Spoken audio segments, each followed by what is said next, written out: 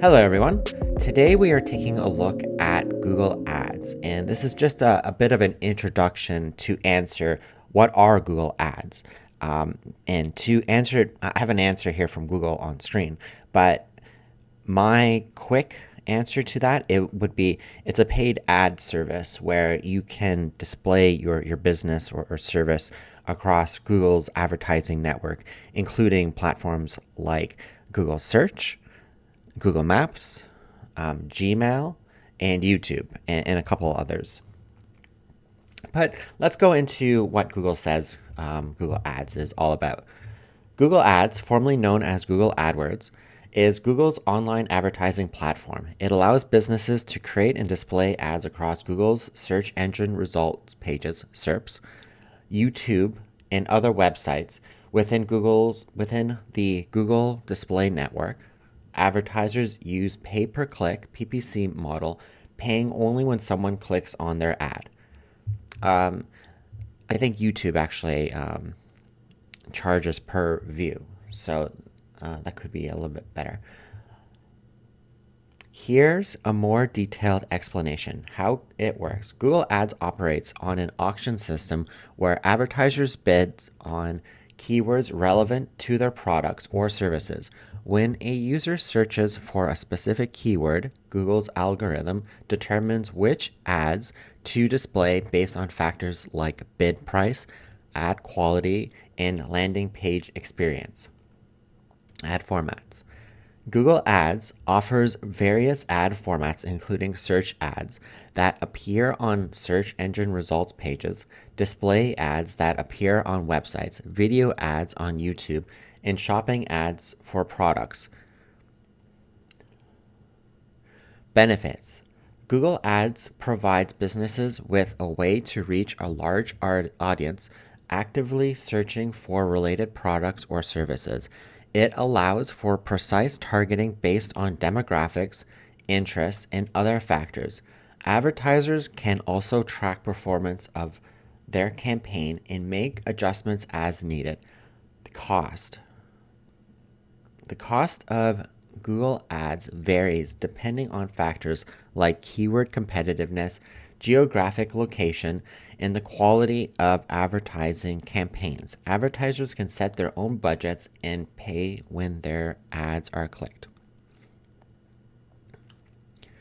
So that's a pretty good summary. Um, I don't think that you have, I wouldn't expect that you have a great understanding of what Google Ads are based on that. From my experience, it's definitely something that you have to jump into and actually run to really understand the mechanics and exactly what Google Ads is doing. But I have a couple other tabs here, which might help bring a little bit more light to what Google Ads are. So I have this article here by Agency Analytics, and they're reviewing Performance Max ads. But what Performance Max are really is just Google's strategy of combining all of their different channels within their Google Ads platform into one specific campaign. I think what they noticed was many people were just making search campaigns and ignoring their YouTube and ignoring their display ads. But with this package here, it tends to combine all the different channels that they have together. So, what networks do Performance Max run on? Google Search and Search Partners, Google Display Networks, YouTube Ads, Google Discover, Google Shopping and Merchant Center, and Google Map Ads. So there we discover a couple new channels, specifically Google Discover. Google Discover is something that is like a feed on Android phones, and then also Google Shopping, which, from what I've seen, mostly goes on Google search results, and then Google Map ads. So that's within Google Maps. It'll show an ad above other like restaurants in the area. Another thing, oh, okay, yeah. So I was interrupting myself there because this is not Performance Max ads, but there's also local service ads as well, which would be convenient if you have a service like a plumbing service. And you can have specific kind of ads around there too, which I think are search ads. Uh, anyways, so it'll be displayed like this. YouTube display ads, search, discover, Gmail, and maps. And then it should give a couple of examples of what these ads look like. So it's giving a lot of information, but here's an example of a search ad. So if somebody were to search for something like shoes, then this one here has a potential of, this ad right here has a potential of showing up. And then you can have your main headline and then also a short description afterwards, and then potentially some site links underneath it as well. So their ad reads, on run on clouds. I mean, it's short and catchy. Swiss engineered running shoes, engineered for high performance and complete comfort. Easily find the right shoe for you. Pretty good ad copy there. And then an extension. Zendia, together on, excuse me, Zendia, together with On, shoes and apparel worn by Zendia, explore Zendia's world.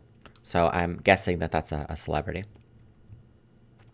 So that's pretty good. And then there's some other examples there. All right, let's. Okay, and here's some of the shopping ads. So the person searched wireless headphones under probably $10, $100. And so here are some example products.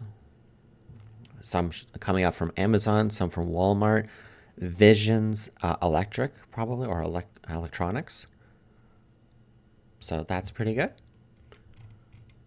And here are some display ads. So here's a news network, and on that news network, it's showing this ad right here. So a waterfront Vancouver industrial unit starting at 1600 SE. I don't know what SE is, but and PSF. So I'm wondering where these agency analytics are based from, but yep, there's an example of an ad. So you get some pricing in there.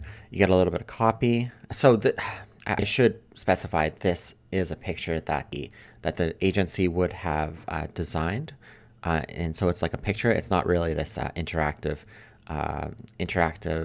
element. It's just one picture, but the picture has some pricing in there, has their logo, has a picture of the resort or the waterfront industrial unit, and then something that looks like a button. And then we have a YouTube video. So somebody searched dog videos, and this one here came up. So it has a nice bright picture, and it says apply now. Become a certified dog trainer. Become a certified professional dog trainer in 6 months, accredited professional facility. So I like how they say accredited in there. I didn't, for myself, I didn't know that there were some accreditations for dog training, but having that out there informed me. So that definitely seems worthwhile there. Here's another YouTube ad. Oh, was it? Oh, okay, I see what they're saying. So this is, so the person wants to know about snowboarding, but before the snowboarding video comes on, this advertisement here came up. Something about Uber One for students. Join for $4.99 a month. Save on Uber and Uber Eats. So it seems like Uber is offering something, a discount for students. Seems like a pretty good strategy. Here's some examples for Gmail ads.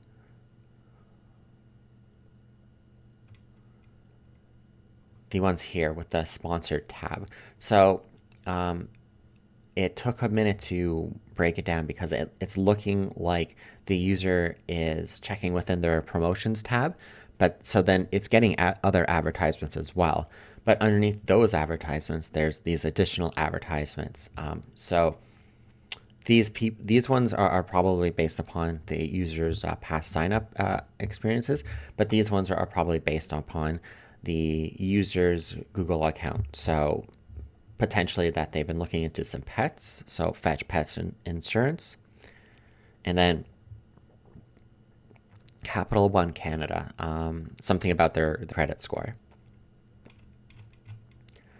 Map ads. Now, as you can see, just from this example here, if you're looking for desserts near me, you have tons of different examples of restaurants. And you might want to find a way to differentiate yourself and bring your results above it. Now, I don't see the ad here, but maybe if they have another example. No, they don't have another example, unfortunately. But usually when I see map ads, it brings up several different locations at once, but the top result will have the name, but then also sponsored next to it. And then the rest of the remaining competition will come up. And I think the rest are just tips here. So I don't know why they have a graphic about headaches, but anyways, so that's a pretty good breakdown of all the different ads that are there. And so let's go into the world of Google Ads a little bit. Now, I'm just taking a look at Google Ads and the news around it. Google Ads is something that is constantly evolving. Now, I don't see anything really that gets my attention inside the news tab, but maybe this right here, Google AI mode ads. So Google is trying to adapt quite a bit to the introduction of more common AI tools in people's everyday lives. So the most, well, how should I describe this? So they recently announced I think it's called Google Max AI, Search Max. I think that's what it's called. And so that basically takes over the search ads and more of so then you can let go of the campaign management and just let Google's AI take care of it. Now I've heard mixed results on it, so I don't think it's replacing anybody's jobs at this moment, let's say. But then it also is introducing other tools as well. Tools where if you're trying to generate ad copy within some of the ads, then Google's AI is just going to put in the text for you. So it does something like that. And there's some bigger news with Google Ads. I know that there have been some, let's say, regulation changes. So Google Ads might be, I don't know exactly, but they might be split up into different companies. So, perhaps going back to these different channels up here, I wouldn't be surprised if, let's say, the display ads actually has to be done on a different platform outside of Google Ads. But that's things probably a year or two from now that we have to worry about. And then what I decided to do was check out some Reddit posts about Google Ads. And although the focus is not on security, it looks like this person here had an account with 5,000 accounts in it. And it looks like someone hacked into it and then just started spending like crazy. And so when you are running Google Ads, you basically have a connection to your client's credit card. And you can pretty much tank those credit cards really quickly with Google Ads. As I think I saw somewhere here that it's, right here, that Google Ad, okay, so I was going to say Google spending is like a black hole. You can just spend millions and millions of dollars on Google Ads. So you do want to break up your Google Ads accounts when you can, so they're not just all in one basket. Just a comment on Google Ads support. Now, from my experience, I've always had, let's say, responsive Google Ads support. So usually they'll have a person there who will help you out in the sense of they'll respond to you, send things up to their higher level leaders to take care of. And so most of the small problems can usually be taken care of. But it can be very difficult, let's say. And last time I checked, I got the impression that they were trying to reduce the amount of times that people were contacting Google Ads support. So Google Ads support might be something that becomes more rare in the future. From my experience, like Facebook support, Meta ad support, is much harder to get a hold of support, and so I wouldn't be surprised if Google is going that way as well. Another big thing with Google Ads is their policies, and for every industry, Google will have specific policies that you'll have to navigate around. Healthcare, for example, has lots of policies around it. Sounds like in this example here in Google Shopping, motorcycles and scooters are not allowed now. So, and then so there's probably whatever industry, and you might have to take a look at Google specific policies. In some cases, you can work with Google support. At least that has been my experience in the past, but again, that might be becoming more difficult. Sometimes they really hold their cards close to their chest, and they don't tell you too much information, and Google leaves it up to the advertiser to figure out what's wrong. And then another issue that I sometimes see with Google Ads is high cost per clicks. So each time that a user clicks on one of your ads, it's going to cost you something, and it's somewhere between $1 and $5 per click. It does go on an auction house, so sometimes those prices can go up quite a bit.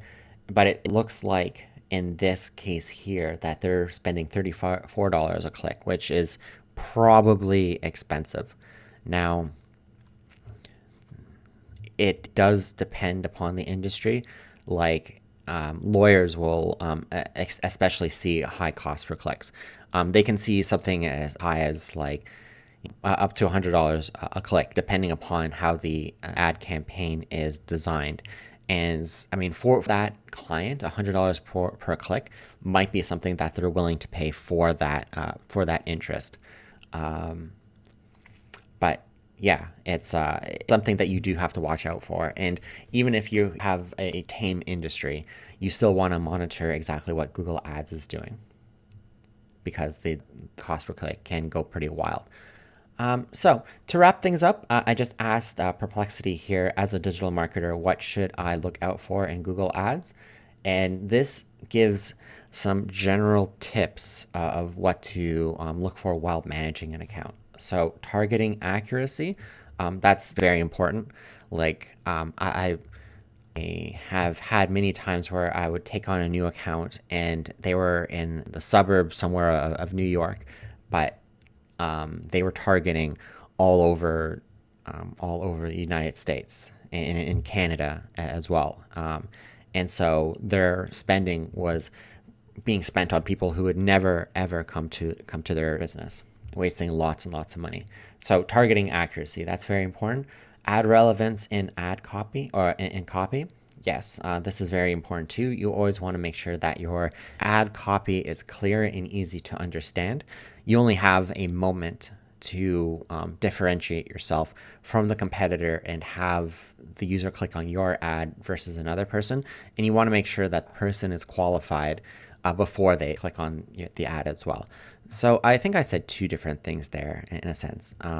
One, making sure that your copy says the right things in it, but also you want to make sure it's clear enough so then someone doesn't get confused and click on your ad when you don't actually sell them anything that they have use for. Keyword strategy, very important. That's basically all the triggers that your campaign is going to run on. So if somebody searches for like dog food and you're selling dog food products, then that would be a good keyword to have. But budget management, going back to that $34 a click, you definitely want to make sure that your budget is being managed. If you're spending $100 a day, you want to make sure that most of those clicks aren't being gobbled up by dollars a click. You usually want to have something that's sustainable across a long period of time, while not like going over your budget, which is very possible. Conversion tracking, conversion tracking is basically the eyes in your account. If you don't have conversion tracking, then you don't really know what's working and not working inside of your account. It basically tells you things like when somebody calls your business, when somebody fills in a form to your business, makes a purchase, and then it also helps you manage the CPA or the ROAS. Basically, if you can put into Google that your product costs $1,000, and so you can see if every lead is $100, you can figure out the ROAS there. Quality score. This is something that I'm a little bit quality score optimization. This is the one I'm a little bit flaky on, just in the sense that